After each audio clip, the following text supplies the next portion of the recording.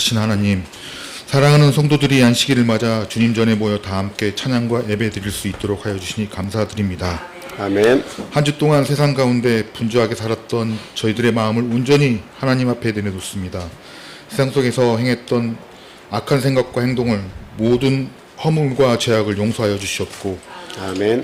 예수 그리스도의 보혈로 정결케 하여 주시옵소서. 아멘. 하나님 중심, 말씀과 기도 중심, 교회 중심의 삶을 살기 위해 노력하는 성도들의 마음을 헤아려 주시고 이 험한 세상 살아가는데 말씀과 기도가 구원의 통로임을 깨닫는 지혜 또한 허락하여 주시옵소서. 아멘. 매일 말씀으로 묵상하고 하나님께 드리는 기도가 우리의 생명이며 빛이 될 수 있도록 오늘도 주시는 말씀을 깨닫고 실현할 수 있도록 은혜 더하여 주시옵소서.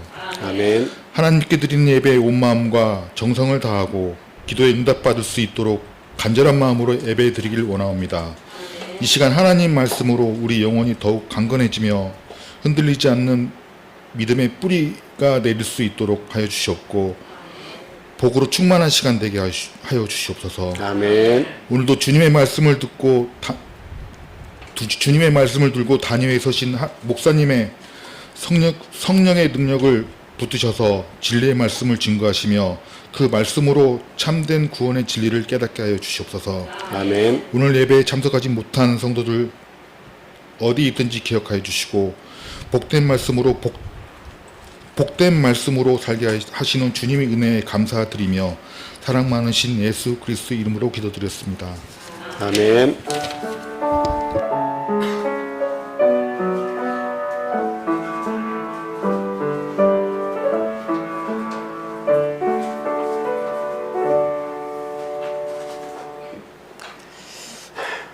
이어서 성가대의 찬양 읽겠습니다.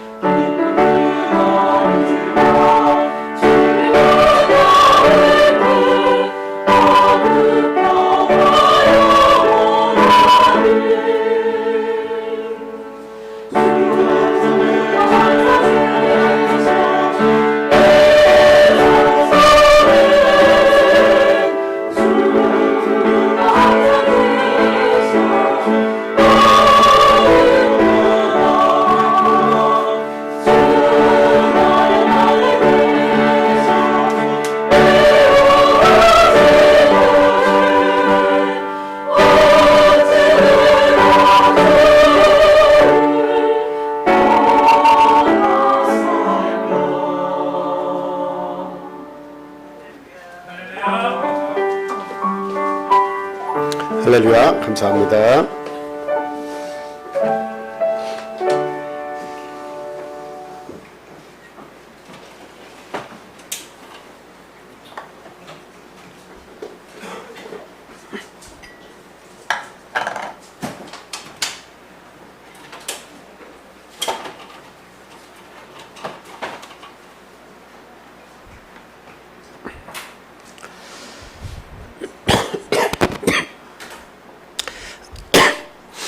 예수 그리스도 이름으로 하나님 말씀 전하겠습니다. 우리 다 같이 본문 말씀 찾아보겠습니다. 사도행전 2장 1절에서 4절까지 있는 말씀입니다. 현정민 집사님께서 읽어주시겠습니다. 오순절 날이 이미 이름에 그들이 다 같이 한 곳에 모였더니 후련히 하늘로부터 급하고 강한 바람 같은 소리가 있어 그들이 앉은 온 집에 가득하며 마치 불의 혀처럼 갈라지는 것들이 그들에게 보여 각 사람 위에 하나씩 임하여 있더니 그들이 다 성령의 충만함을 받고 성령이 말하게 하심을 따라 다른 언어들로 말하기를 시작하니라. 아멘. 저희들이 그 성령에 관한 그런 말씀을 1년에 2번에서 3번, 많게는 4번씩 이렇게 반복해서 이렇게 드리고 있는데요. 저희들이 잘 알고 있는 것 같으면서도 저희들이 모르고 또 믿음이 생기지 않아서 그냥 뭔가 그 의미를 알지 못한 채 기도하는 경우도 많이 있습니다. 그래서 오늘은 성령을 아시나요? 라는 제목을 가지고 같이 또 생각하고 은혜를 나누는 그런 시간을 갖도록 하겠습니다. 본문에 있는 말씀은 우리가 잘 알다시피 오순절 성령 강림 사건을 이렇게 이야기하고 있는데요. 하늘에서 급하고 강한 바람 같은 소리가 그 120 성도들이 모여있는 그곳에 이렇게 강하게 작용을 하고 그리고 각 사람들의 머리 위에 불과 같은 것이 임해 있었다고 그렇게 표현을 하죠. 그것을 다 보는 가운데 성령의 충만함을 받아서 다른 언어들로 말하기 시작했다 이렇게 이야기를 하고 있습니다.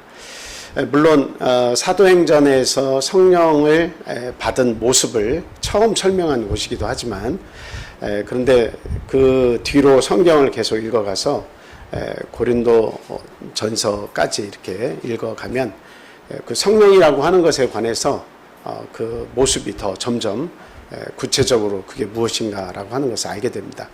여기에서 말하는 성령 다르고 또 고린도서에서 말하는 성령이 다른 게 아니라 똑같이 한 성령에 대해서 말을 하고 있는 것이다.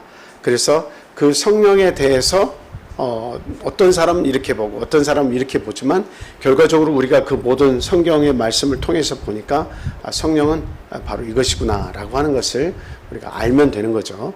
그래서 저희가 받은 이 성령이 과연 성경적인가 성경적이지 않는가 그냥 어거지로 우리가 만들어낸 것인가 아니면 성경대로 우리가 받고 또 그렇게 방언으로 말하는 것인가 라고 하는 것을 우리가 분명히 알고 우리가 기도할 때 방언으로 할 이유를 분명히 알아야 되겠고요.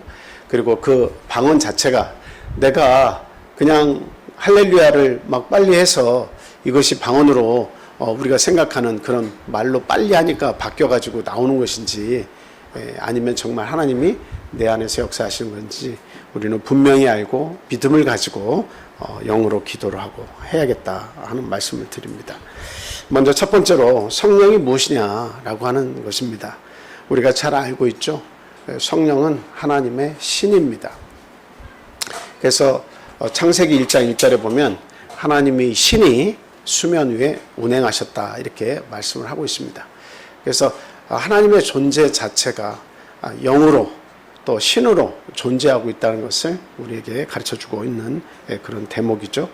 그리고 성경 말씀 속에 보면 하나님의 영, 또 그리스도의 영, 아버지와 나는 하나이니라 라고 하는 표현을 통해서 하나님의 영, 곧 아들인 예수 그리스도의 영이 아버지와 하나다라고 하는 것을 우리가 알 수 있습니다.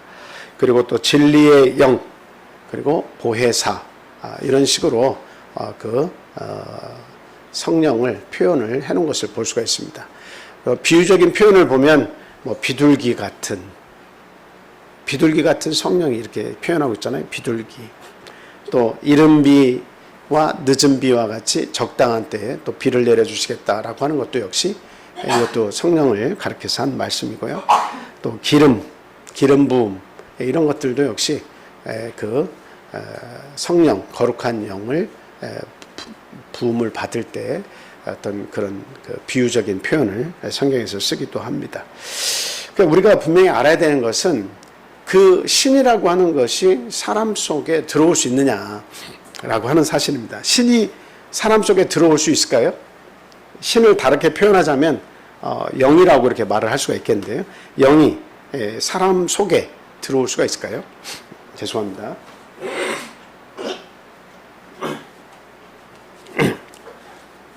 그거를 우리가 어떻게 설명을 할 수가 있냐면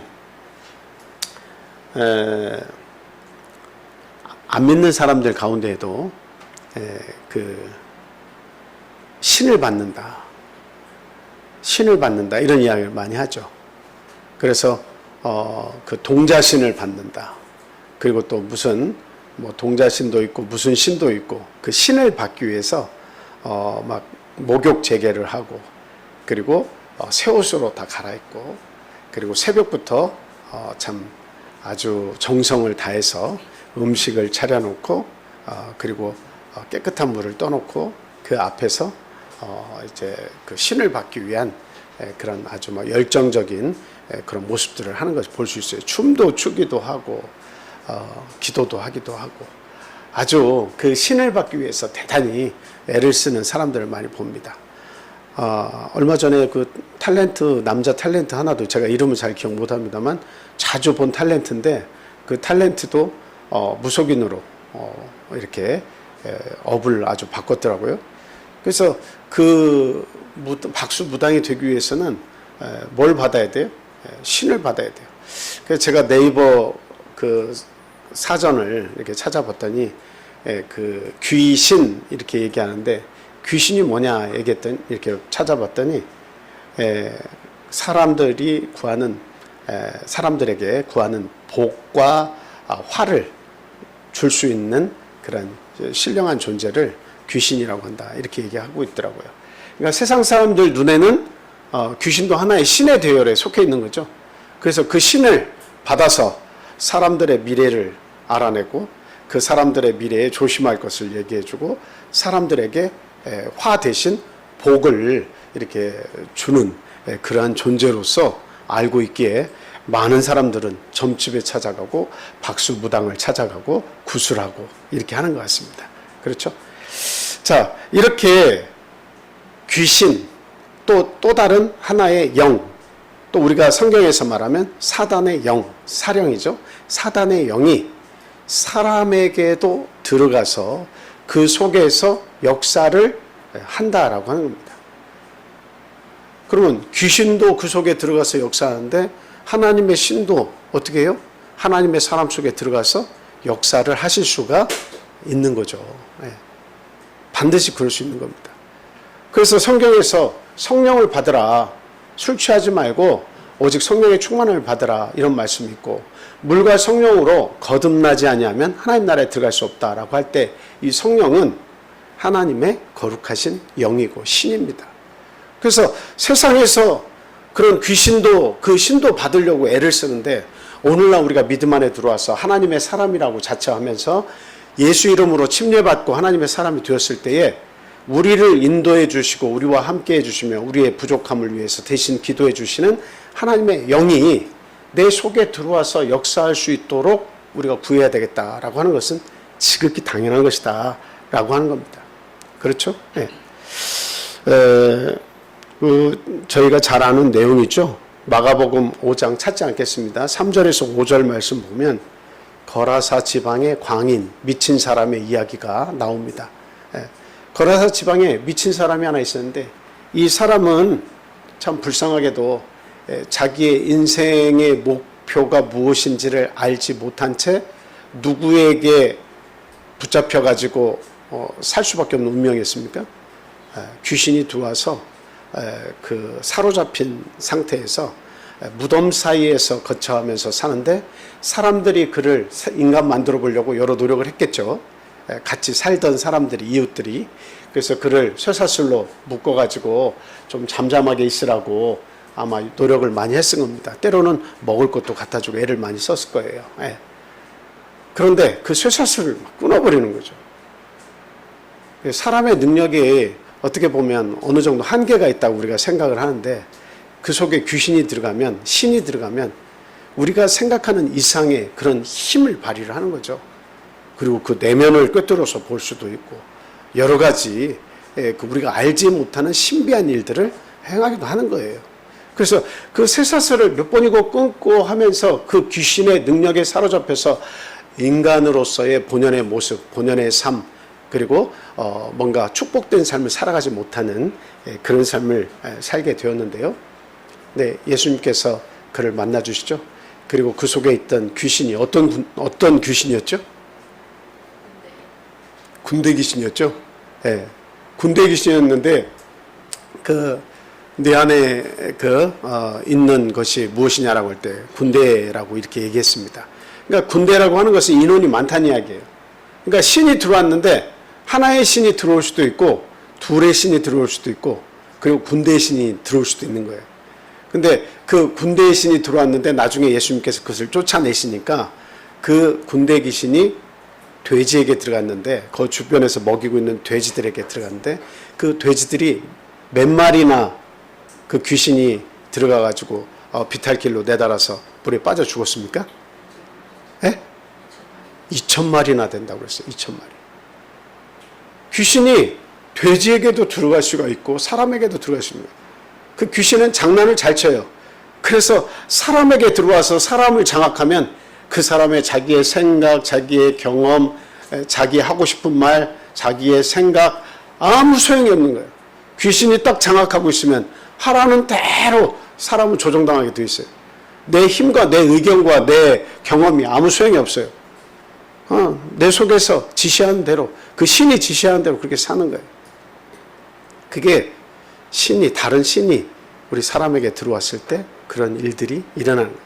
특히 귀신, 악마의 영, 사령, 사탄의 영이 들어왔을 때에 그렇게 사람은 피폐해진다라고 하는 것을 우리는 성경 말씀의 곳곳에서 우리가 보고 알 수가 있습니다.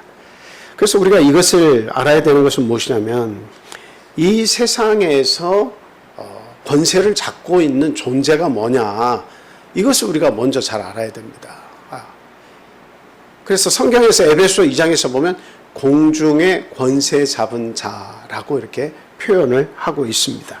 에베소서 2장 1절에서 3절 말씀 한번 찾아보겠습니다. 에베소서 2장 1절에서 3절 말씀입니다. 한번 읽어주세요.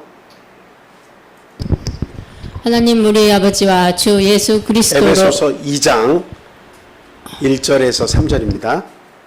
죄송해요. 이 구절은 미리 드리지 않았어요. 에베소서 2장 1절에서 3절입니다. 그는 허물과 죄로 죽었던 너희를 살리셨도다. 그때 너희는 그 가운데서 행하여 이 세상 풍조를 따르고 공중의 권세 잡은 자를 따랐으니 곧 지금 불순종의 아들들 가운데서 역사하는 영이라. 전에는 우리도 다 그 가운데서 우리 육체의 욕심을 따라 지내며 육체와 마음에 원하는 것을 하여 다른 이들과 같이 본질상 진노의 자녀였더니. 네, 불순종의 아들들 가운데 역사하는 영, 하나님을 배반하고 하나님께 순종하지 않는 그러한 사람들 가운데 역사하는 영이 있습니다. 그 영이 뭐라는 거예요? 사단의 영이에요. 하나님에게 순종하지 않고 하나님을 대적한 그런 천사들의 무리가 이 땅에 내려왔죠. 그래서 이 땅에서 있는 동안에 그들이 이 공중의 세상에서 권세를 잡고 있습니다. 그래서 이 세상에서 태어난 모든 사람들은 누구의 지배하였습니까? 이 지구를 중심으로 해서 이 지구 안에 일어나는 모든 일들 위에 누가 관여하기를 원하고 누가 이 세상 사람들과 함께하면서 조종하기를 원하냐 이거예요. 공중의 권세 잡은 자입니다. 이게 사령, 마귀의 영입니다. 불순종의 아들들 가운데서 역사하는 영이에요. 하나님에게 불순종하려고 하는 사람들에게 그 역사하는 사단의 영이 이 세상을 꽉 뒤덮고 있다라고 하는 거죠. 예. 온 우주, 지구를 포함한 온 우주는 하나님의 세상이고 하나님의 영역입니다.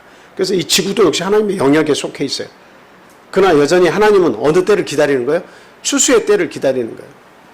타작마당에서 결국은 알곡과 쭉정이를 분리해내듯 그 때가 올 때까지는 하나님께서 참고 인내하시지만, 그러나 그 마지막까지 역사하는 강력한, 하나님 다음으로 강력한 영이 있고 강력한 신이 있는데, 그 신은 뭐예요? 불순종 가운데 역사하는 사단의 신, 사단의 영입니다. 귀신이에요. 그래서 그 신이 뭐 내 안에 직접 들어가서 막 어떻게 역사하지 않는다고 해도 이미 우리의 사는 삶의 터전에서 역사를 하고 있고, 우리는 그 안에서 내가 하고 싶은 대로 그 불순종의 영, 역사하는 영의 뜻에 따라서 살면서 내가 하고 싶은 것을 다 하면서 살아가는 거죠. 그래서 결국은 그 마지막이 뭐라고 얘기하고 있습니까? 그 세상의 풍조를 쫓아가서 마지막은 어떻게 된다고 이야기합니까? 본질상 진노의 자녀고 그런 결과를 맞이하겠다라고 하는 거죠. 본질상 죽을 수밖에 없는 그 길로 가게 돼 있다라고 하는 겁니다. 그래서 세상의 신이, 과거 우리는 하나님을 알기 전에는 본질상 진노의 자녀였을 뿐만 아니라 공중의 권세 잡은 자의 뜻에 맞게 그대로 세상에서만 살다가 그냥 죽는 것으로 알고 살아가는 그러한 사람들이었다라고 하는 겁니다. 그러니까 하나님의 세계가 갇혀져 있는 거예요. 하나님의 세계에서 알지 못한 채 갇혀져서 너희는 이 세상만 살다가 가. 먹고 마시고 있는 것에 관해서 너는 이것만 최선을 다해서 알다가 가면 돼. 그 이상은 알려고 하지 마. 하고 하나님에 대해서는 본질상 진노의 자녀가 되도록 불순종의 아들들 가운데 역사하는 그 영의 뜻에 따라서 하나님을 거역하고 믿으려고 하지 않고 일부러 거역하는 그런 삶을 살도록 우리는 조정받으면서 살았다는 거죠. 하나님의 세계가 안 보이는 거예요. 자꾸 가리우니까 이 세상만 보여주는 거예요. 그게 바로 공중의 권세 잡은 자의 역사입니다. 그 가운데 우리가 살았었어요. 골로새서 1장 13절 14절 말씀 한번 보겠습니다. 골로새서 1장 13절 14절 말씀도 한번 보겠습니다. 이 말씀에서 보면 그가 우리를 흑암의 권세에서 건져내사 그의 사랑의 아들의 나라로 옮기셨으니 그 아들 안에서 우리가 속량 곧 죄사함을 얻었도다, 이렇게 말씀하고 있어요. 우리가 과거에 하나님을 알지 못했을 때 우리의 살던 세상을 뭐라고 표현하고 있습니까? 흑암의 권세, 흑암의 권세에서 건져내사, 이렇게 표현하고 있죠. 그러니까 지금 우리가 보는 이 세상은 어떤 세상이라는 거예요? 여러분, 어떤 세상이에요? 흑암의 세상입니까?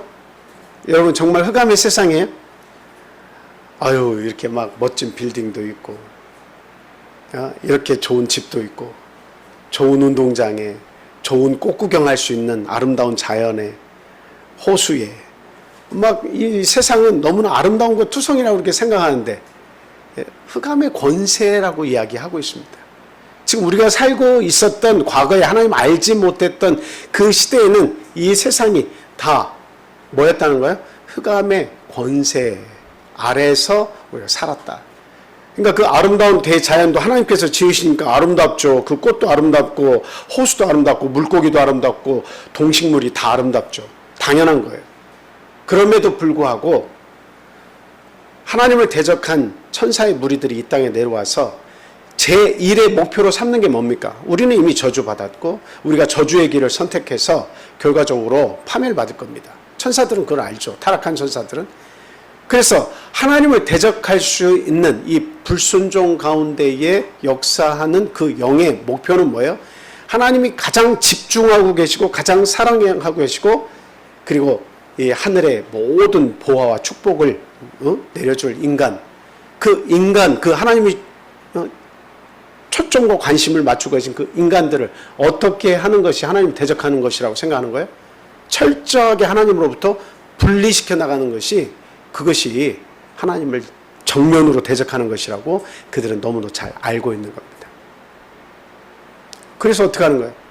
이 세상에 하나님이 지으신 이 좋은 것을 우리가 하나님을 알고 이것을 누리면 천국인데 하나님을 가려놓고 이 세상만 보도록 이 세상이 좋으니까 이 세상에서만 살다가 죽으라고 계속 이 세상을 우리에게 갖다 바치는 거죠. 천하 만국의 영광을 다 보여주면서 나에게 무릎을 꿇으라 라고 하는 겁니다. 예수님이 그런 그 40일 금식 후에 사단에게 그런 요구를 받았죠. 유혹을 받은 겁니다. 우리도 똑같아요. 세상에서의 영광을 자꾸 보여주는 거예요. 세상은 길지 않고 세상은 길어봐야 80년, 90년 살면 우리는 끝인데 그 세상을 계속 우리에게 갖다 바치면서 마지막 죽는 그 순간까지도 힘을 내서 돈을 벌어보라고, 힘을 내서 한번 멋진 인생을 살아보라고. 그래서 80이 되건 90이 되건 마지막까지도 돈의 노예가 되고 이 쳇바퀴 도는 것처럼, 다람쥐 쳇바퀴 도는 것처럼 어때요? 끊임없이 다오 다오, 그것을 나에게 더 다오. 거기서 자유로워지지 못하고 그 세상만 보다가 이 세상을 떠나가는 게 참 불쌍한 우리 인간들이에요. 그래서 그게 흑암의 권세입니다. 겉으로는 밝은 빛이 있고 좋은 직장이 있고 좋은 돈벌이가 있고 좋은 먹거리가 있고 좋은 옷이 있고 이 세상은 참 아름답기 그지없지만 그러나 이 공중의 권세 잡은 자가 딱 붙잡고 있기 때문에 바울사도는 표현을 할 때 흑암의 권세라고 그렇게 이야기하고 있습니다. 딱 사단이 잡고 하나님과 자꾸 차단을 시키려고 하는 거예요. 그런데 예수 그리스도께서 나타나셔서 그 아들 안에서, 예수님이죠. 그 예수 안에서 우리가 속량 곧 죄사함을 얻었도다. 침례받고 예수를 믿었을 때에 우리가 죄사함을 입었죠. 그래서 우리가 그 사단의 권세에서 어디로 이렇게 빠져나오게 됩니까? 그의 사랑의 아들의 나라로 옮기셨다. 이 세상은 가만히 있지만, 이 세상은 모습은 가만히 있지만 우리가 하나님을 알지 못할 때 이 세상 가운데 사는 것은 뭐예요? 베일에 가라져서 하나님을 알지 못할 때는 흑암의 권세 속에서 이 지구에 살다가 가지만, 그러나 그 하나님에 대한 베일이 열려서 예수 그리스도를 통해서 내가 믿고 죄사함을 받으면 이 세상은 뭐가 되는 거야? 사랑의 아들의 나라로 바뀌는 겁니다. 그거는 뭐냐면 이 세상이 바뀌었기 때문이 아니고 내가 바뀌었기 때문에 그런 거야. 내가 하나님을 믿고 내가 새 사람 되고 내가 예수 그리스도가 그 신이 내 안에 들어왔기 때문에, 또 아직 그 하나님의 신이 들어오지 않았다 할지라도 예수 이름으로 침례받고 하나님의 백성으로 나의 위치가 바뀌었기 때문에 이 세상이 하나님이 지으신 세상으로 더욱더 나에게 감사가 넘치고 기쁨이 넘치는 그런 장이 되는 겁니다. 그리고 우리의 미래가 펼쳐지는 거예요. 그래서 우리가 알아야 되는 것은 무엇이냐면 거듭남의 비밀을 우리가 알아야 됩니다. 뭐 예전에는 아기가 태어나는 비밀을 통해서 DNA를 통해서 우리가 설명을 드렸지만 그게 아니라도 이 거듭남의 비밀을 우리가 깨달을 수가 있어요. 여러분, 잠자리 유충, 모기 유충 어디서 자랍니까? 여러분들이 냇가에 이렇게 여름철에 가보면 이렇게 물안경을 쓰고 물속에 들어가잖아요. 그러면 그 안에 유충들이 엄청나게 많아요. 그래가지고 거기에 보면 이런 풀들이 자라나고 있는데 그 풀들에서 잠자리 유충들이, 모기 유충도 마찬가지지만 유충들이 거기서 자라나요. 그래서 점점 커면 물 끝으로 올라와가지고 나중에는 물 밖으로까지 이렇게 올라오죠. 기어 올라옵니다. 그리고 나서는 날개를 펴고 이렇게 날아요. 그래서 유충 때의 삶이 있습니다. 잠자리 유충 때의 삶이 있어요. 그것만 알아요. 물속에서의 삶을 보면서 이 세상이 전부인 줄 알겠죠. 자기의 세상이 전부인 줄 알겠죠. 그런데 물 밖에 나와보니까 날개가 생겨서 막 날아다녀 보니까 이 물 안에서의 삶은 이게 내가 생각한 빙산의 일각에 불과했구나 하는 것을 알게 되죠. 드넓은 세상이 있고 정말 놀라운 세상이 펼쳐진 것을 경험을 합니다. 네. 모든 유충도 다 마찬가지예요. 자기만의 세상이 있다고 생각하는데 또 다른 세상을 자꾸 경험하는 거죠. 탈퇴를 하면서. 오늘날 저희도 아기였을 때 엄마의 모태에 있으면서 그 양수 속에 있었을 때 엄마와 교감을 하면서 살아갈 때는 이것이 나의 삶의 전부라고 생각을 하면서 살았을지 모릅니다. 근데 어머니 몸 밖으로 나오면서 태어나면서 이 세상을 보면서 야, 이런 세상이 있구나라고 하는 것을 점점 배워나가죠. 태어난다는 것은 다른 세상을 경험한다는 거예요. 근데 예수님께서 분명히 말씀하셨죠. 뭐와 뭐로 거듭나지 아니하면, 물과 성령으로 거듭나지 아니하면 하나님 나라에 들어갈 수 없다. 그러니까 니고데모가 뭐라고 얘기합니까? 우리가 다 어른이 되는데 다시 어머니 뱃속에 들어갔다가 다시 태어날 수 있습니까? 그거 불가능한 거 아니에요? 이렇게 얘기하는 거예요. 아직 벗겨지지 않아서 그래요. 예수님이 말씀하시는 세상에 대해서 보이지 않는 거예요. 이거 다 닫혀있는 거예요. 그 공중의 권세 잡은 자의 세상에서 살 때는 그냥 영적인 사람이 아니라 육적인 사람으로만 이 세상에 살다 보니까 영적인 이야기를 하면 이 베일이 벗겨지지 않아가지고 볼 수가 없는 거예요. 그러니까 어머니 뱃속에 들어갔다 어떻게 우리가 다시 태어나지? 이렇게 얘기하는 거예요. 근데 예수님이 하시는 말씀은 거듭 태어나면 뭘 얘기하는 겁니까? 하나님의 사람이 되라는 거예요. 하나님의 지식으로 새로워지라는 거예요. 하나님의 사람이 되어서 하나님이 네 안에 거하시면, 하나님의 말씀이 너 안에 거하시면 새로운 세계가 보일 것이다 라고 하는 거예요. 믿음의 눈으로 보게 되는 또 다른 세상이 있을 것이다 라고 하는 거예요. 눈에 보이는 세상이 전부가 아니라 눈에 보이지 않는 세상이 존재한다는 것을 알게 될 것이다 라고 하는 거예요. 그래서 거듭나야 그걸 볼 수 있다는 거죠. 그럼 그 거듭나는 걸 어떻게 거듭나야 되냐? 하나님의 세상을 보고 하나님의 세상을 이해하고 하나님의 세상을 믿으려고 하면 첫째는 예수 그리스도 이름으로 침례를 받고 죄사함을 얻고 하나님의 백성이 되고 그 다음에는 성령의 인치심을 받아야 된다라고 이야기를 하고 있습니다. 그렇게 되면, 그렇게 거듭나면, 물과 성령을 거듭나면 하나님 나라에 들어갈 수 있다라고 하는 거죠.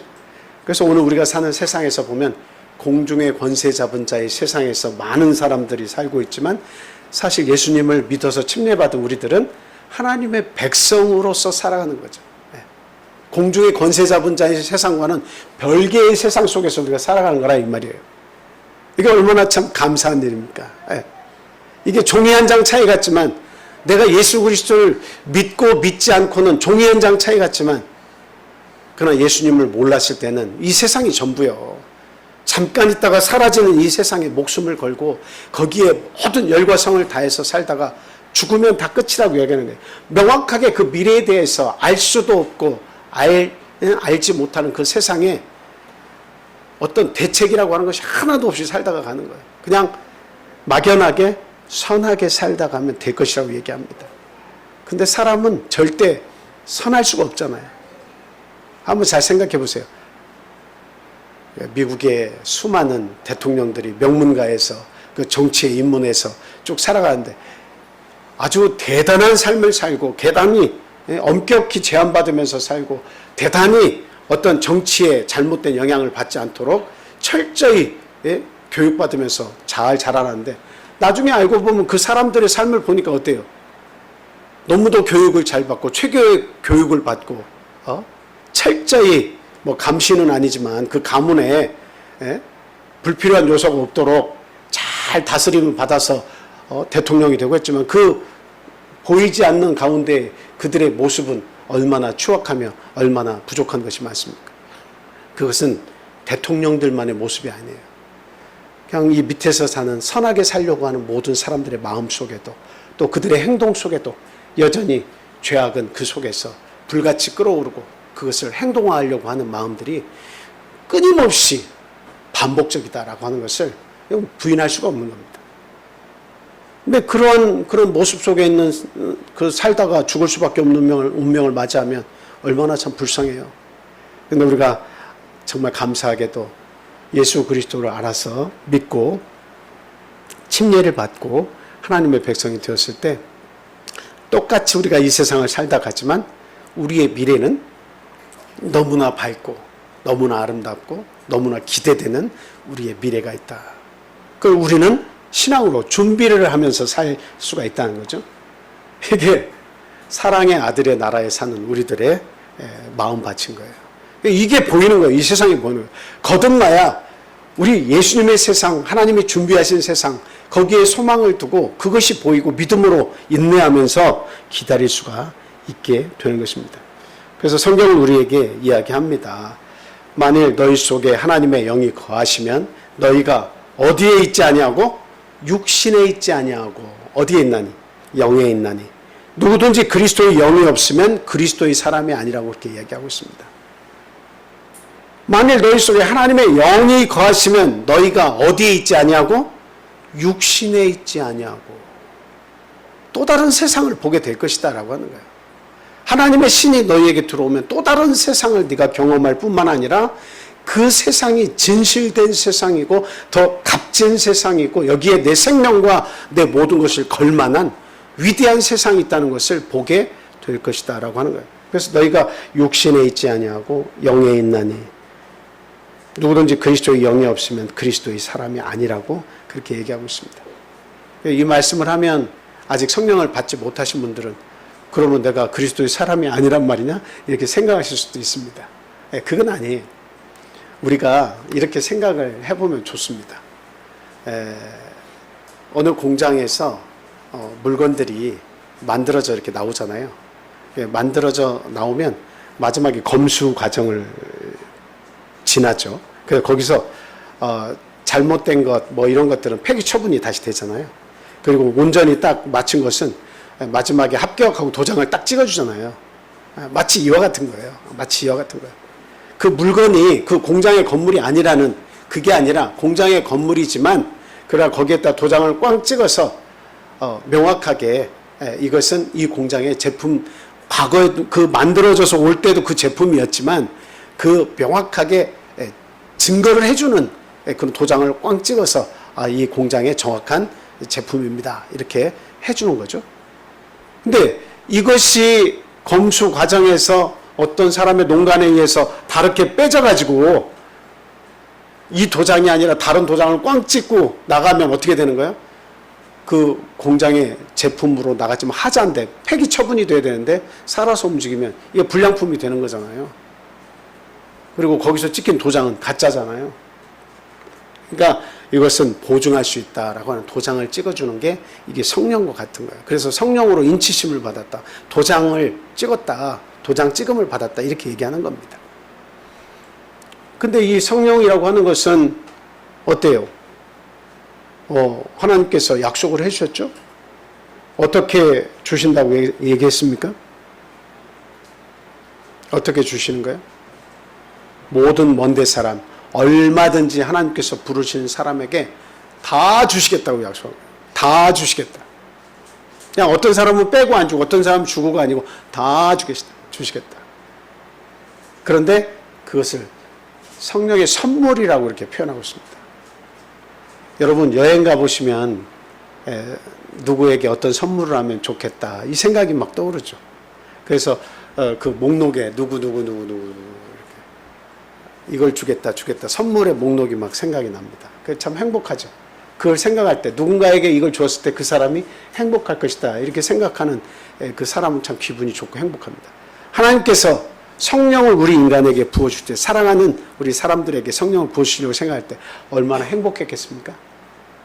그래서 선물로 주시겠다고 하는데 근데 그 선물로 주실 때 사람들에게 똑같이 한 번에 일시적으로 이 사도행전 2장 이 환경처럼 똑같이 다 주시면 좋은데 그러나 어때요? 들쑥날쑥하게 받을 수밖에 없는 거예요. 어떤 사람에게는 구하는 대로 바로 주실 수도 있지만 어떤 사람에게는 더 많은 인내와 더 많은 기다림 속에서 참고 인내함 속에서 하나님이 보시고 그 성령을 주실 수도 있는 겁니다. 저는 50이 다 되어서 받으신 분도 받고 초등학교 그리고 초등학교 들어가기 전에 아기들도 그 몇 살 안 된 뭐 7살, 6살 이런 애들도 성령을 받는 걸 봤어요. 참 어떻게 보면 불공평한 거 아니에요? 이렇게 얘기할 수도 있겠지만 하나님께서 주시는 데는 불공평이라는 건 없습니다. 하나님이 때가 되면 다 주신다 이 말이에요. 인내하면서 그 믿음이 자라나는 사람도 있어요. 기다리면서 조바심 나면서 하나님을 더 간절히 찾게 되면서 그 믿음이 성장하는 사람도 있습니다. 어떤 사람들은 성령을 일찍 받았지만 그것에 대한 감사가 없이, 그것에 대한 성령을 지키려고 하는 노력 없이 나중에 그 성령이 떠나는 사람도 있어요. 교회를 떠나고 신앙을 배반하는 사람도 있어요. 그러니까 하나님께서 일찍 주시든 늦게 주시든 그 선물을, 성령을 선물로 누구에게든 구하면 반드시 주겠다고 하는 이 약속은 변치 않는 약속이에요. 그러니까 제일 중요한 것이 예수 그리스도 이름으로 침례받아서 하나님의 백성이 되는 게 최고로 중요한 거예요. 그리고 나서는 하나님의 영역이에요. 다만 우리가 힘써 성령을 받기 위해서 내 마음이 갈급해야지 된다라고 하는 거죠. 그러면 하나님 반드시 때가 되면 주신다라고 하는 거예요. 에베소서 1장 13절 말씀 보겠습니다.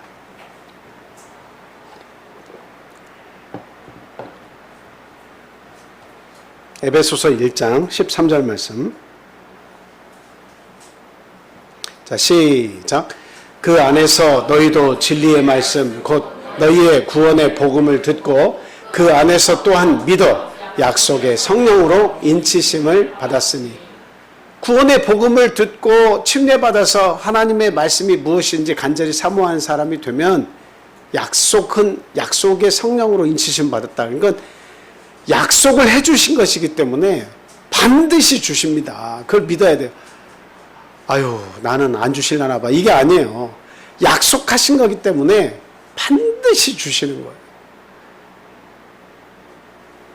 남녀노소를 불문하고 너희 집안에 거하는 객이라도 남종과 여종이라 할지라도 하나님께서 주시겠다고 약속하셨기 때문에 반드시 주시는 거예요.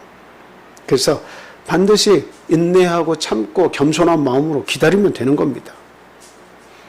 근데 이 성령을 받았을 때에 유대인들의 반응이 두 가지로 갈라지는 것을 알 수가 있죠. 먼저 경건한 유대인들의 반응이 뭐였습니까? 각기 자기의 방언으로 말하는 것으로 들렸다. 자기가 태어난 곳 방언으로 들림이 어찌미냐? 이렇게 얘기했죠. 유대인들이 흩어져서 살고 있는데 그 오순절날 모여가지고 그 기도하는 소리를 들었더니 각기 자기가 태어난 곳의 방언으로 그것이 들렸다. 이렇게 이야기를 하고 있습니다. 그래서 성경학자들의 대부분들은 이 방언을 뭐라고 얘기합니까? 지금 해석도 저 성경도 그렇게 되어 있지만 각기 다른 언어로 이렇게 얘기하기 시작했다. 이렇게 얘기하고 있습니다. 그러면 우리가 객관적으로 한번 생각해 보세요. 120명이 모여서 마가의 다락방에서 기도를 막 하고 있는데 밖에서 경건한 유대인들이 그 소리를 들었단 말이에요. 근데 그것이 각기 자기의 방언대로 태어난 곳 언어로 들리고 인식이 됐다는 거예요. 굉장히 놀라운 거죠. 그래서 하나님의 놀라운 사실을 듣는도다. 이렇게 성경은 얘기하고 있습니다. 근데 또 다른 사람들의 반응이 있어요. 베드로한테 사람들이 찾아와가지고 그 경건치 못한 사람들이 있었죠. 그 사람들이 베드로가 있는 곳에서 조롱하는 이들이 뭐라고 조롱했습니까? 지금 시간이 몇 시인데 이들이 아침부터 뭐에 취했다? 새술에 취했다라고 표현하고 있습니다. 경건한 사람들은 자기가 태어난 곳의 언어로 듣고, 그리고 이 경건하지 못한 조롱하는 사람들의 귀에는 술에 취해서 막 주절주절 하는 소리로 들렸다라고 하는 거예요. 만약에 이게 정확한 언어였다면 여러분 어때요? 경건한 사람이든 경건하지 않은 사람이든 정확한 언어로서 그게 전달이 됐다면 그 사람들도 해석은 못하지만, 자기가 난 곳 방언이 아니니까 해석은 못하지만 그 언어가 대충 어디 언어다라고 하는 것쯤은 알 수가 있습니다. 그건 대다수가 다 분별해 낼 수 있는 거예요. 다른 언어로 얘기해서 그게 경건한 사람들에게 자기의 언어로 들렸다면 특별한 어떤 하나님의 신비한 능력이 아니라 그게 언어로서 이야기한 것이라고 주장하는 사람들에 의하면 그게 자기가 태어난 곳 방언으로, 그 언어로 전달이 돼서 각각 자기의 언어로 들려서 그 사람들이 그 성령의 은사를 받았는데 외국어 은사를 받았다. 외국어로 말을 했다. 그렇게 들었다면 그거는 경건한 사람이든 경건한 사람이지 않든 다 어떻게 들려야 됩니까? 외국어로 들려야 되는 거예요. 그게 외국어라면. 그런데 120명이 같이 막 하나님의 신이 임해가지고 각각 방언으로 다른 언어로 말하기 시작했는데 그 언어가 어떤 언어인지는 우리가 나중에 말을 하더라도 막 다른 어떤 언어로 말을 했을 때에 그게 10사람이면 10사람, 20사람이면 20사람 자기가 태어난 곳의 방언으로 들을 수 있는 언어겠느냐라고 하는 거예요. 각각의 언어를 막 얘기할 때 자기의 언어만 뽑아가지고 들어서 이야 하나님이 놀라운 말씀 하시는구나. 이걸 내가 깨닫네. 이렇게 분별해서 각각 자기 언어로 그것을 분별해내서 자기 언어로 들을 수가 있겠느냐. 절대 불가능하다는 거예요. 그걸 못 들었기 때문에 그건 언어가 아니었기 때문에 이 경건치 못하고 조롱하는 사람들의 귀에는 그냥 술 취해서 주정뱅이가 하는 그런 소리로 들렸던 겁니다.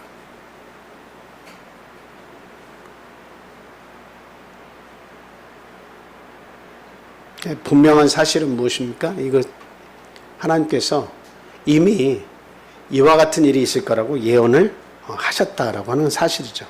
요엘서 2장 28절에서 32절 말씀 보겠습니다. 요엘서 2장 28절에서 32절.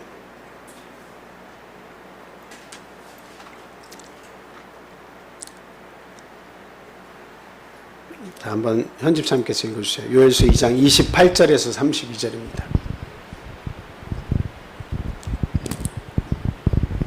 그 후에 내가 내 영을 만민하게 부어주리니 너희 자녀들이 장래일을 말할 것이며 너희 늙은이는 꿈을 꾸며 너희 젊은이는 이상을 볼 것이며 그때 내가 또 내 영을 남종과 여종에게 부어줄 것이며 내가 이적을 하늘과 땅에 베풀리니 곧 피와 불과 연기 기둥이라.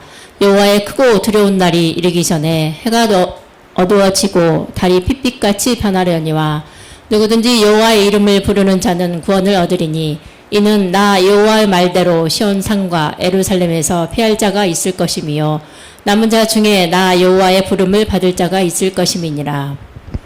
저기의 말씀을 보면 마지막까지 구원을 얻을 자, 마지막에 크고 두려운 날이 임할 것인데 저기에서 나오는 해가 빛을 잃고 뭐 이런 부분들은 계시록에도 나와요. 그러니까 마지막 때 있을 이야기를 지금 요엘 선지자가 하면서 마지막까지 견디고 인내하는 그 사람들에게 하나님 구원받을 자가 반드시 있다.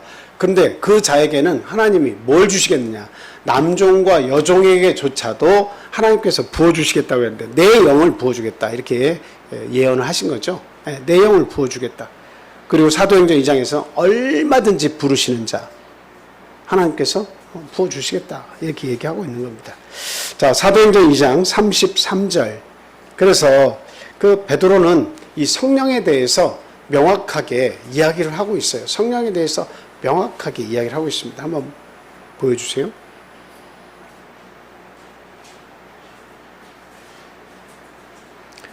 하나님이 오른손으로 예수를 높이심에 그가 약속하신 성령을 아버지께 받아서 너희가 뭐라고 되어 있죠? 보고 듣는 이것을 부어주셨느니라. 네. 그러니까 우리가 보통 성령 그러면 대충 어떻게 생각하는 경향이 있어요? 세상 사람들 또 세상에 믿음을 가진 많은 분들이 어떻게 생각을 하십니까? 성령 그러면 하나님의 영, 캐스퍼같이 내 속으로 쏙 들어오는 걸 항상 생각해요. 물론 맞습니다.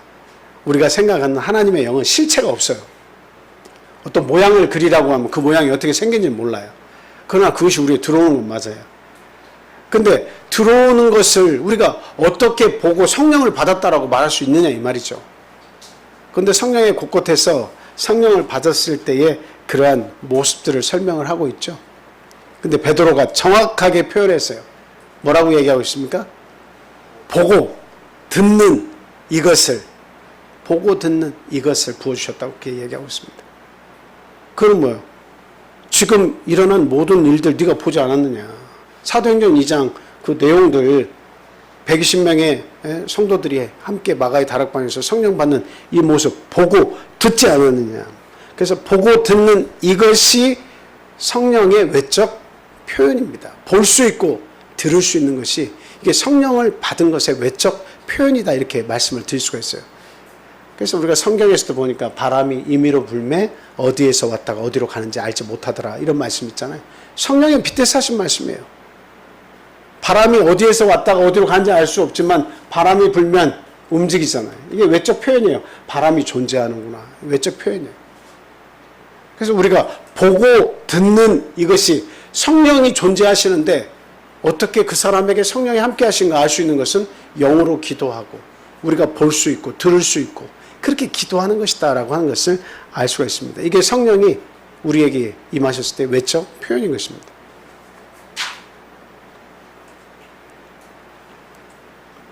그리고 고린도에서 보면 뭐라고 되어 있죠?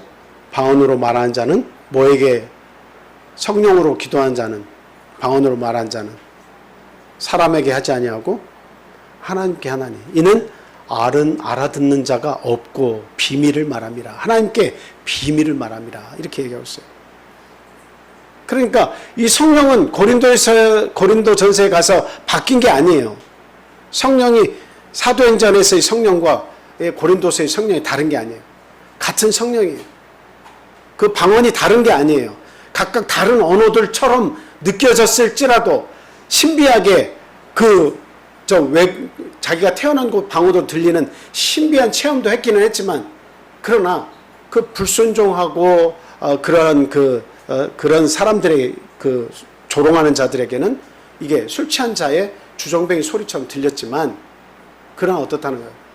외국어로 들려서 판별이 가능하게 이렇게 외국어로 분명하게 들린 게 아니라는 겁니다.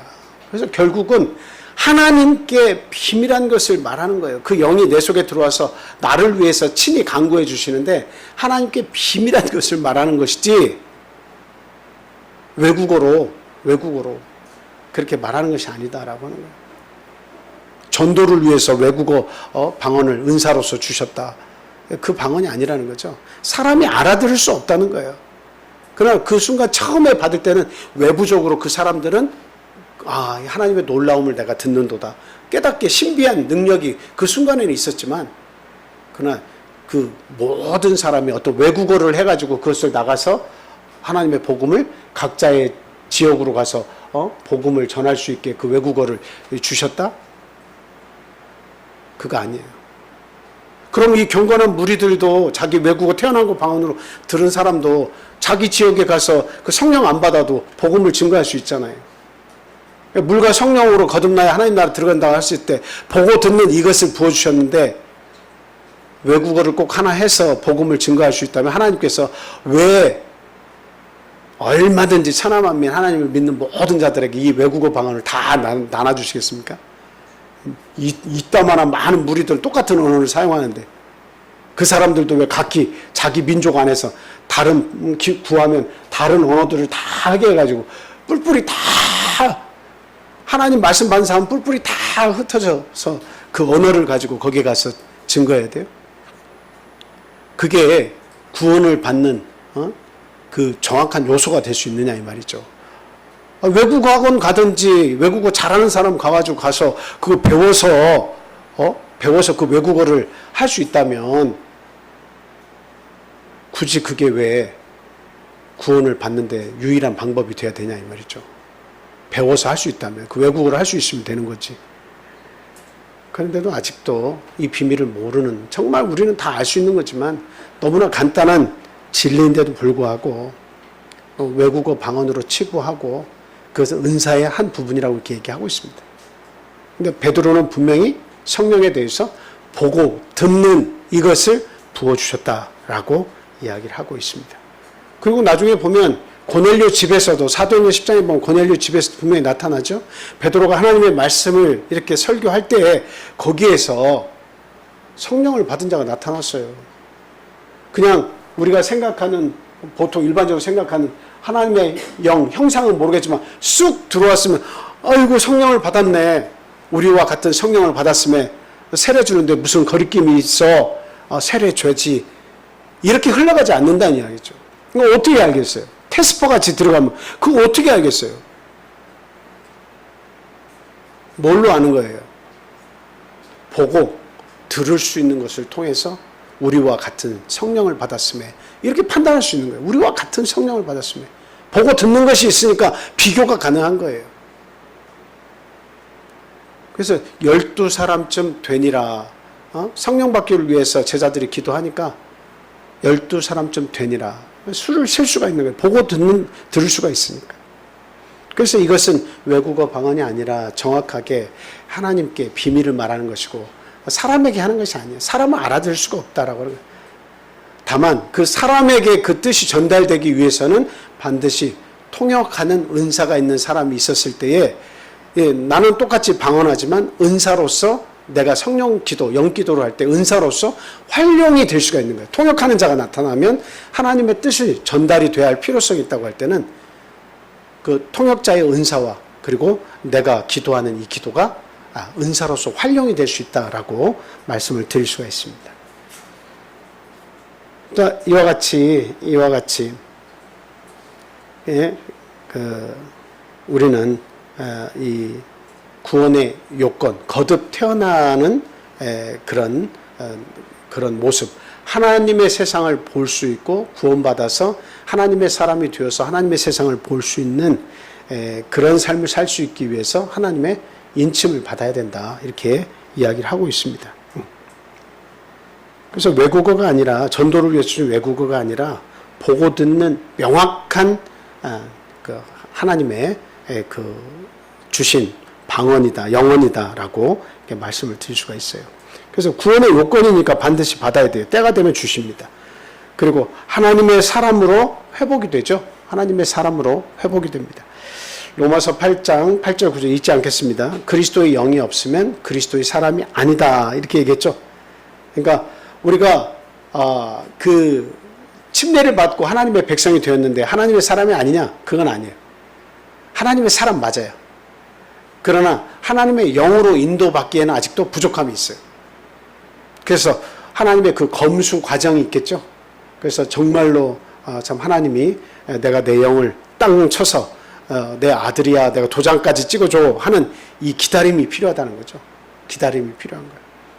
그래서 하나님의 그 자녀가 돼서 아바 아버지, 지금도 우리가 침례받고 아버지라고 부르지만 그러나 더욱더 뜨거운 마음으로 더욱더 하나님의 온전한 하나님의 사람이 되어서 섬길 수 있도록 하나님이 성령을 도장으로 쳐주실 때까지 우리는 반드시 기다려야 됩니다. 그래서 육신의 아버지도 부르면 어때요? 도와주는 것이 이게 당연한 이치죠. 그래서 우리가 하나님께 간절한 마음으로 아버지 하고 기도를 할 때 하나님께서 우리의 심령을 돌아보시는 거예요. 우리의 생각과 마음을 지켜주시는 겁니다.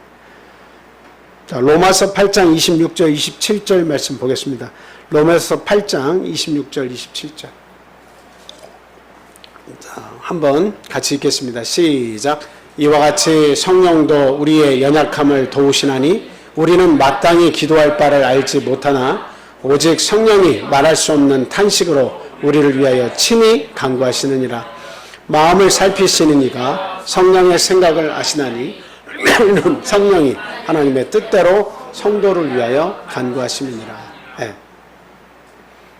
그러니까 예수님께서 계셔서 우리를 위해서 기도해 주시고 우리의 병과 우리의 죽음에서 말씀으로 건져주셨던 것처럼 성령이 예수님은 떠나가셨지만 성령이 이제 우리 안에 계셔서 하나님이 보실 때 이 성령이 우리 안에서 끊임없이 나를 위해서 탄식하는 마음으로 구할 바를 알고 나에게 필요한 것을 대신 구해 주시는 거예요. 나는 영어로 비밀한, 나도 알아듣지 못하는 비밀한 말을 방언을 하지만 그러나 그 속에서의 역사는 뭐예요?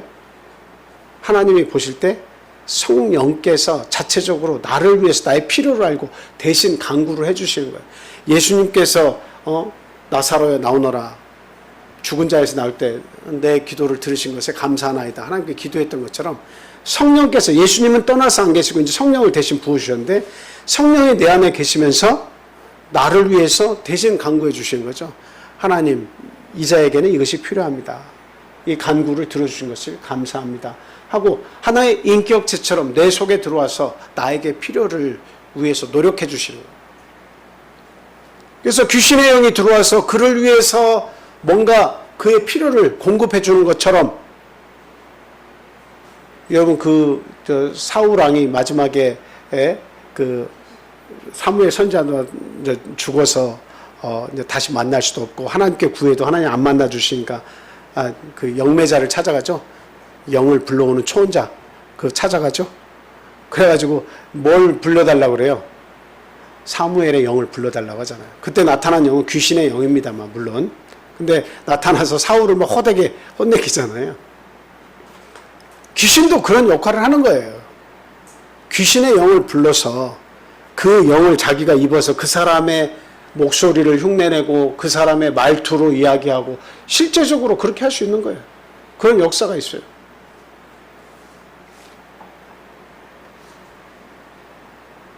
그러니까 사람들이 괜히 귀신을 믿는 게 아니에요.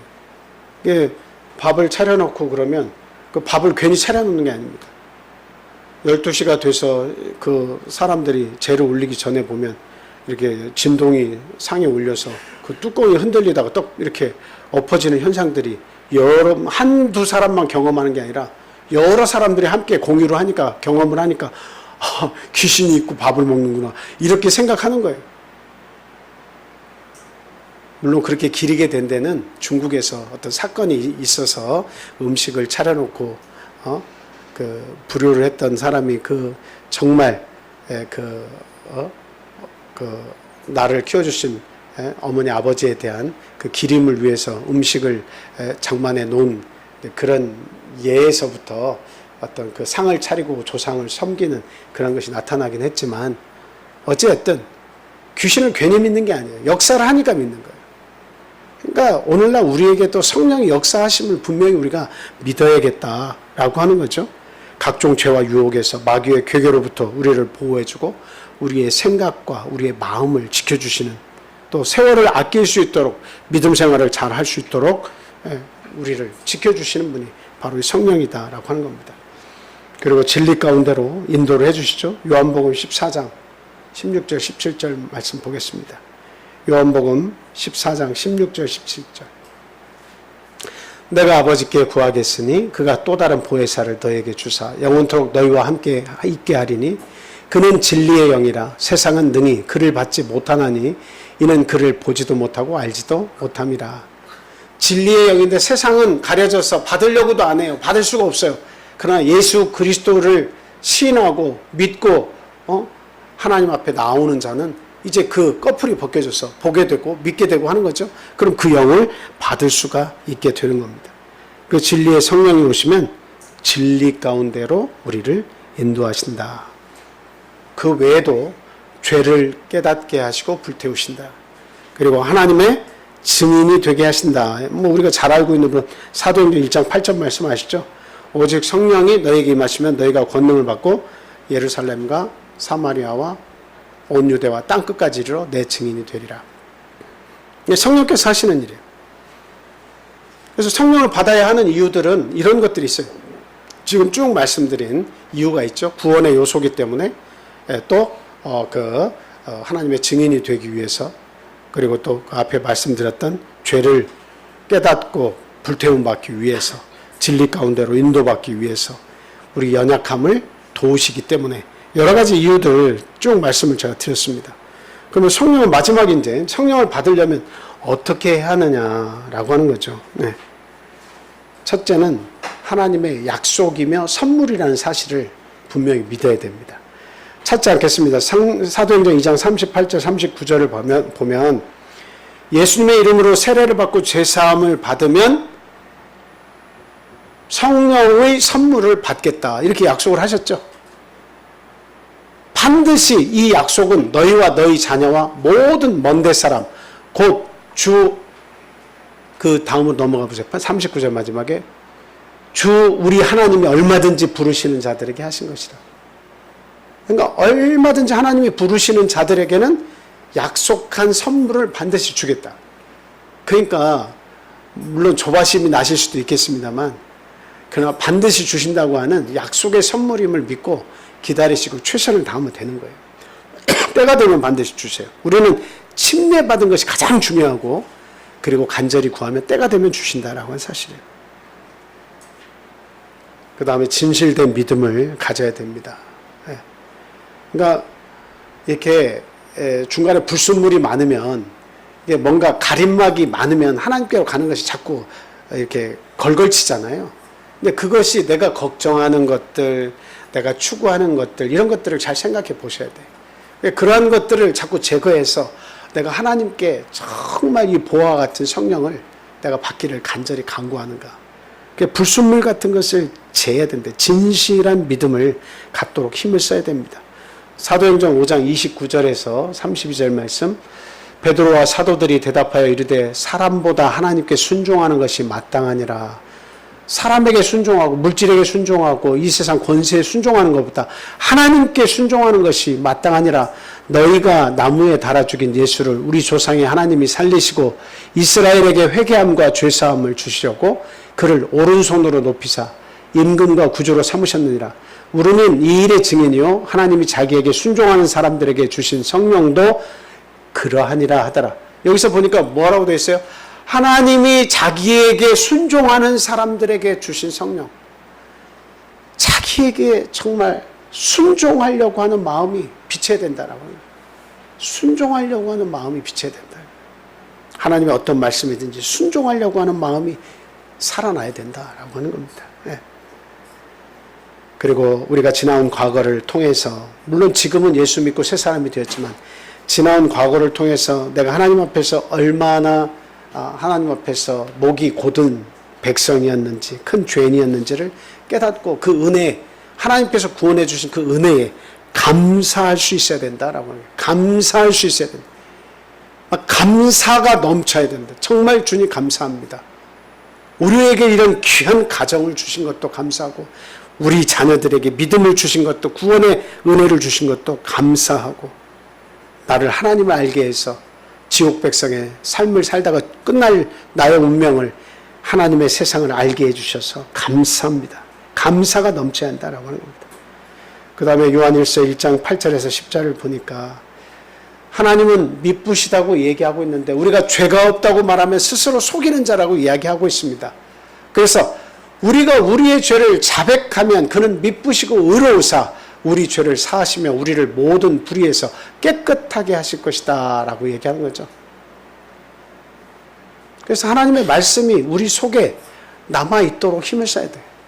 하나님의 말씀을 기억하고 그 말씀대로 살려고 하면 모든 불의가 나에게서 떠나죠. 그리고 죄에 대한 고백이 자꾸 우리에게서 나타나는 겁니다. 그 불순물들이 자꾸 떠나가는 거예요. 그러면 하나님과 더 가까워지는 거예요. 하나님의 선물을 주고 싶어 하시는 거예요. 하나님을 알지 못했던 죄, 일부러 부인하고 외면한 죄, 하나님을 몰랐을 때 지은 많은 죄와 허물, 그리고 하나님을 알고 있음에도 불구하고 하나님의 마음을 아프게 하면서 사는 그런 죄들, 하나님께 지금 그 안개처럼 가리고 있는 그와 같은 것들을 제거해 나가야 된다 이거예요. 그러면 하나님 앞에 순종하는 마음이 생기면 마음으로부터 뜨거움이 올라옵니다. 내가 이런 사람이었는데, 과거에 난 이런 사람이었는데, 지금까지도 그것을 못 버리고 살았는데, 그런데 하나님이 이와 같은 나를 구원해 주시는 것, 그것이 너무 감사함이 이제 도달을 하면 자기도 모르는 사이에 눈물도 나고 감사가 넘치고 그런 거 방울이 터져 나오는 거예요. 그래서 성경은 이렇게 얘기합니다. 사슴이 시냇물을 찾기에 갈급함 같이 성령 받기를 간절히 그와 같이 사모해야 한다는 거죠. 시편 42편 1절에서 5절 말씀 보겠습니다. 시편 42편 1절에서 5절. 42편. 아마 예루살렘 성전에서 이 성가로 봉사하는 고라 자손 중에 한 사람이 이 글을 이렇게 이 시를 지었는데요. 근데 당시에 불가피하게 어떤 일로 피신을 했을 때 같아요. 그때의 그 마음을 노래한 겁니다. 하나님이여, 사슴이 시냇물을 찾기에 갈급함 같이 내 영혼이 주를 찾기에 갈급하나이다. 사슴이 시냇물을 찾기에 갈급함 같이 내 영혼이 주를 찾기에 갈급하다. 사슴은 그때 말씀드렸죠. 차가운 동물이라고. 물을 마시지 않으면 사막이나 사바나 지대에서 살아나갈 수가 없어요. 정글지대에 살아나갈 수 없어요. 그러니까 목이 마르면 어떻게 해요? 악어가 있고 내가 죽을 수도 있음에도 불구하고 물을 찾아가는 거예요. 그리고 눈치를 보면서 그러니까 물을 마셔야 되는 거예요. 그리고 간혹 동물의 왕국에 보면 악어가 사슴을 물어서 이제 잡아먹는 그런 모습도 간혹 볼 수가 있잖아요. 그 갈급함을 이야기하는 거예요. 그 갈급함.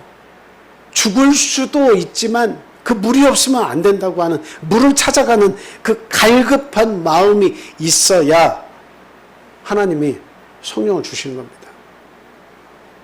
그래서 오늘날 우리가 성령으로 먼저 기존에 성령을 받은 분들도 어때야 돼요? 우리가 기도에 충만함이 있어야 옆에 성령을 안 받으신 분들이 성령을 충만하게 받습니다. 왜 그래요? 우리가 비슬비슬하고 성령의 은혜가 뭔지도 알지 못하고 하나님의 신이 우리에게 있는데도 그냥 하나님의 신이 내게 임했는데 힘이 하나도 없고 기도의 능력도 없고 경건의 능력도 없고 그러면 어때요? 사도행전 때 같은 역사가 안 나타나요. 그러니까 정확하게 성령이, 하나님의 신이 나에게 임했다. 다른 귀신들도 사람에게 들어가면 그 사람에게 놀라운 역사를 하고 있는 것처럼 하나님의 신인데, 성령인데, 거룩한 영인데 우리 안에 들어오시면 나를 새롭게 하고 나를 위해서 친히 간구하시는 영인데, 그 영이 내 안에서 나를 위해서 간구하시는데 비실비실하게 기도하는데 어떻게 아직 성령을 받지 않은 분들이나 성령을 충만을 못 받은 분들이 성령을 충만하게 받겠습니까? 그래서 이런 갈급함이 이미 성령을 받은 기존의 성도든 또 성령을 구하는 성도든 이 갈급한 사슴을 생각하면서 그렇게 갈급함이 나에게 생겨야 된다. 받아도 되고 안 받아도 되고의 문제가 아니라 갈급한 마음이 있어야 하나님께서 주신다라고 하는 겁니다. 오늘은 여기까지 말씀을 드리겠습니다. 성령이 임하시면 나타난 현상들은 다음에 또 시간이 나는 대로 이렇게 말씀을 드리도록 하겠습니다. 자, 우리에게 주신 성령에 항상 감사하며 참 때가 악하기 때문에 술 취하지 말고 성령의 충만함을 받으라는 바울사도의 말씀 기억하시며 성령 충만을 받는 저희가 됐으면 합니다. 기도하겠습니다. 할렐루야. 사랑과 은혜가 충만하신 하나님 감사합니다. 우리 안에 역사하시는 하나님의 신이 계심을 믿고 주님께 감사를 드리고 모든 사람 얼마든지 하나님께서 부르시는 자들에게 주시는, 선물로 주시는 약속임을 우리도 말씀을 통해서 배웠습니다. 아직까지 성령에 대해서 정확히 믿음이 가지 않는 사람들이나 성령의 충만을 받지 못한 사람이나 아직 성령을 받지 못한 우리 성도들, 하나님 그 영혼들을 불쌍히 여겨주시고 하나님의 신을 그들에게도 부어 주시옵소서. 성령의 충만함을 깨달아서 하나님께 더 가까이 나아갈 수 있는 우리 사랑스러운 군산 참빛교회 성도들 다 되게 인도해 주시옵소서. 하나님의 말씀을 통해서 날로 새롭게 태어나게 주님 도와주시옵소서.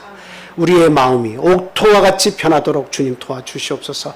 하나님의 증인의 삶을 사는 데 부족함이 없게 깨우침을 하게 주시옵소서.